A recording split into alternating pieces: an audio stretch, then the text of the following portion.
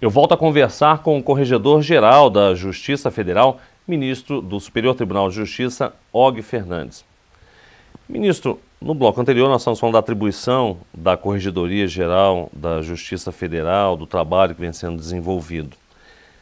O juiz federal, ele é submetido hoje a 3 tipos de correição, se eu não me engano, diferente da Justiça Estadual e da Justiça do Trabalho, né?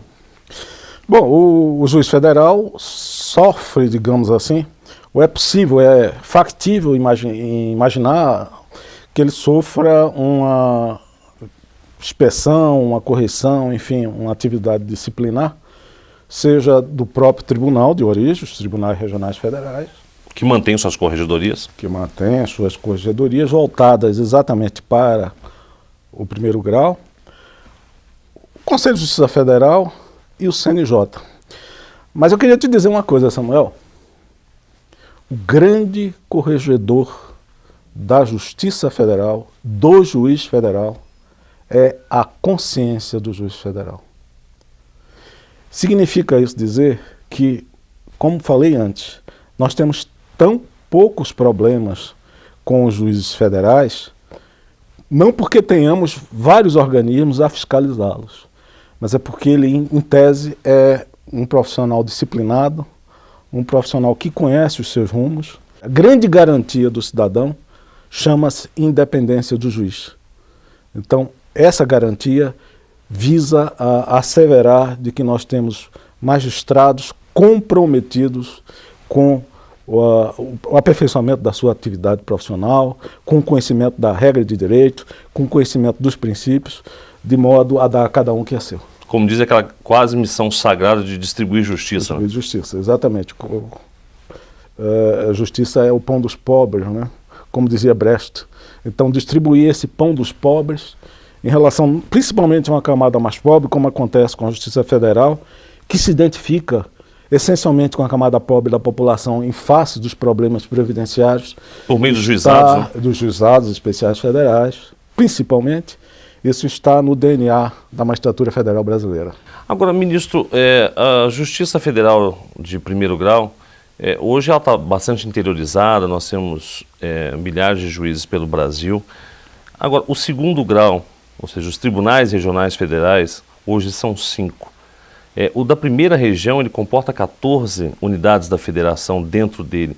O senhor acha que isso dificulta muito o trabalho e não é urgente logo a instalação dos novos tribunais regionais federais já aprovados pelo Congresso Nacional? É necessário dizer que a instalação dos tribunais regionais federais, advindos como uma boa notícia dada pela Constituição de 1988 para a cidadania brasileira, foi montada dentro daquilo que era possível.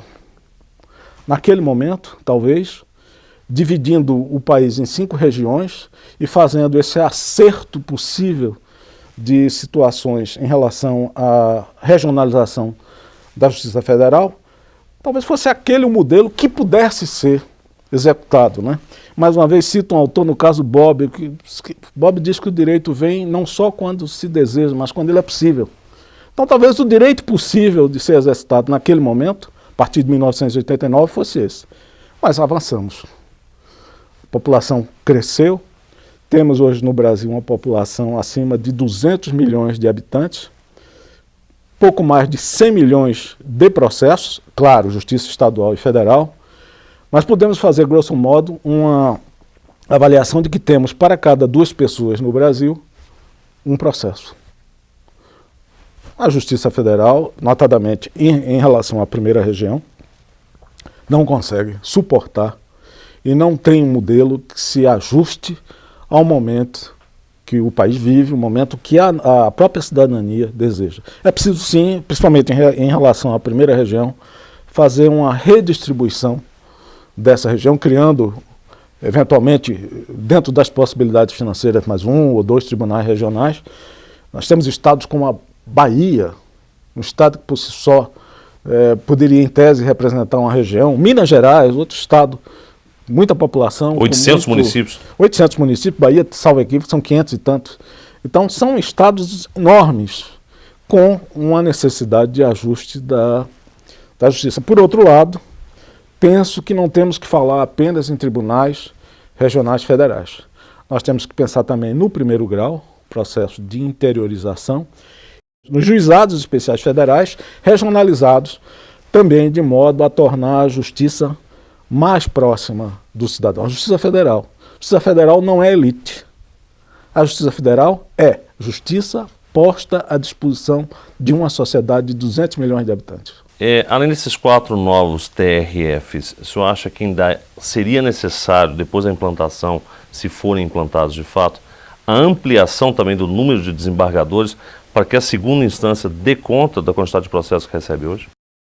Olha, é possível. Esse raciocínio, eu acho que ele tem uma certa lógica. Porém, penso que esse incremento necessita de ser experimentado a partir do crescimento da base. Eu imagino que tribunais regionais menores, como é o caso relativamente pequeno do Tribunal Regional da Primeira Região, com esse acervo, necessita, obviamente, de um crescimento. Mas é preciso ver se com a descentralização, vamos dizer assim, desses 5 tribunais, com a criação de outros tribunais e, consequentemente, nesses tribunais com seus órgãos de segundo grau, se isso vai atender a população de uma forma confortável. Daqui a pouco a gente volta a falar com o Corregedor-Geral da Justiça Federal, ministro Og Fernandes. Em instantes, até já.